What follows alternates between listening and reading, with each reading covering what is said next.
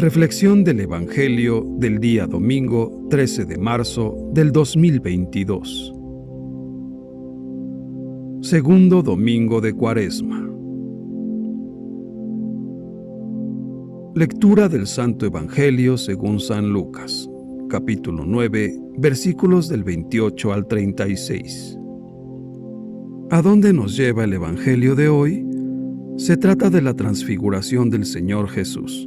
La palabra transfiguración proviene de las raíces latinas trans, que significa a través, y figura, que significa forma, aspecto.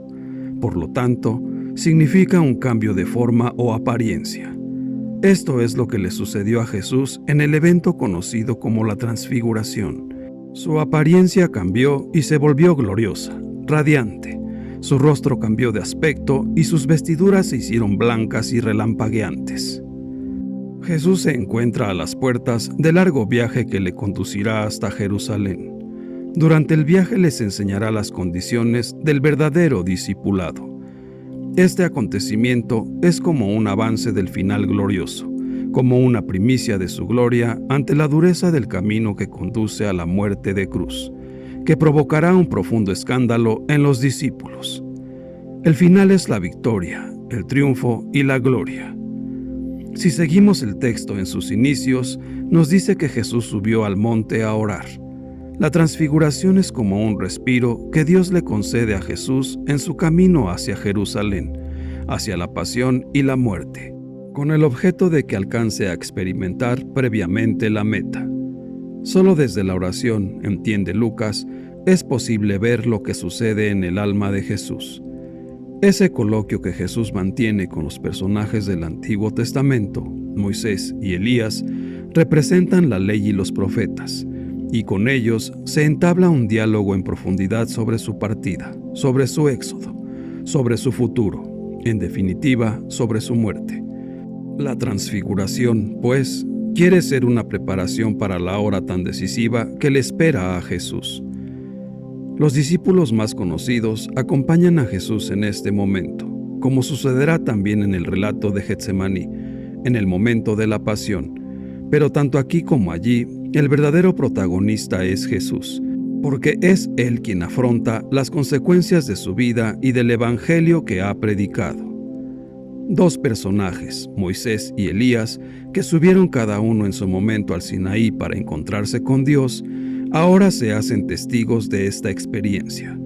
Moisés y Elías, que hablaban con Jesús, que aparecieron con gloria, hablaban de su muerte, que iba a consumar en Jerusalén. Sabemos que Moisés y Elías representan las dos corrientes más fuertes de Israel, la ley en sentido bíblico integral y los profetas. La presencia de estos personajes adorna la escena, pero no la llenan. En realidad, la escena se llena de contenido con la voz divina de Dios que proclama algo extraordinario. Este es mi Hijo, mi escogido, escúchenlo. Quien está allí es alguien más importante que Moisés y Elías, la ley y los profetas. Y la escena se configura sencillamente con un hombre que ora intensamente a Dios para que no le falten las fuerzas en su partida, en su éxodo, en su ida a Jerusalén. Todo en un monte que no tiene nombre y que no hay que buscarlo, aunque la tradición posterior le haya designado el Tabor. Todo ha sucedido, según San Lucas, mientras oraba. Esto es especialmente significativo. Estas cosas intensas, espirituales, transformadoras, no pueden ocurrir más que en la otra dimensión humana. Es la dimensión en la que se revela que, sin embargo, el Hijo de Dios está allí. Los discípulos han vivido algo intenso, algo que no se esperaban, pero Jesús, que ha vivido esta experiencia más intensamente que ellos, sabe que debe bajar del monte donde acontece la transfiguración para seguir su camino, para acercarse a los necesitados, para dar de beber a los sedientos y de comer a los hambrientos, la palabra de vida.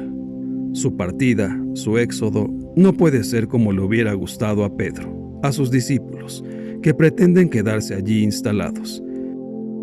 Queda mucho por hacer, y dejar huérfanos a los hombres que no han subido a las alturas espirituales y misteriosas de la transfiguración, sería como abandonar su camino de profeta del reino de Dios. Probablemente Jesús vivió e hizo vivir a los suyos experiencias profundas. La de la transfiguración que se describe aquí puede ser una de ellas, pero siempre estuvo muy cerca de las realidades más cotidianas. No obstante, ello le valió para ir vislumbrando, como profeta, que tenía que llegar hasta dar la vida por el reino. Iniciados ya en la Cuaresma, este evangelio nos anuncia la pasión de Jesús. Al final del relato dice San Lucas que se encontró Jesús solo. ¿Qué nos viene a decir con eso? Moisés y Elías representan, en la historia de la religión de Israel, la ley y los profetas, es decir, toda la historia bíblica. Por otra parte, el monte simboliza el lugar privilegiado para dar culto a Dios, al tiempo que la nube es el símbolo de la presencia de Dios. Pues bien, al final todo esto desaparece y queda Jesús solo. La historia del cristianismo es la muestra más patente de lo difícil que es asumir y aceptar que solo Jesús basta.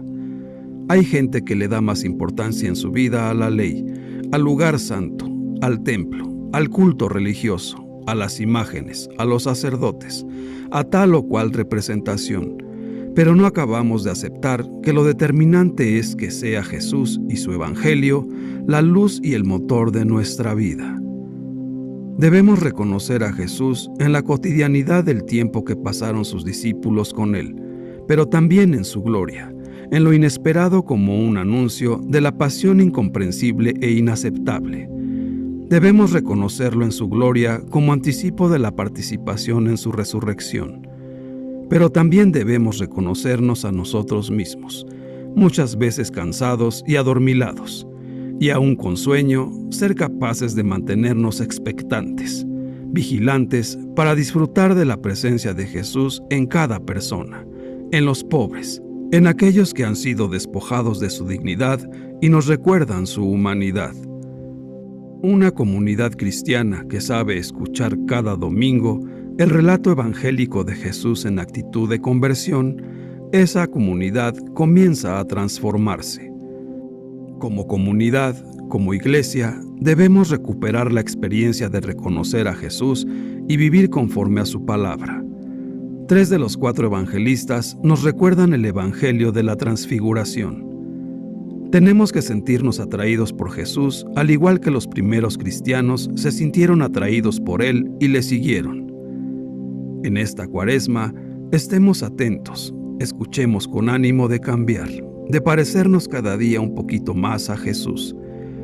Hermanos míos, en esta Cuaresma, estemos atentos, escuchemos con ánimo de cambiar, de parecernos cada día un poquito más a Jesús.